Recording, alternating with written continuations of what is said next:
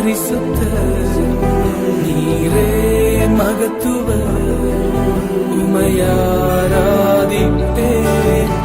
நீரே உன்னதர் நீரே பரிசுத்தர் நீரே மகத்துவர் உமையாராதிப்பே.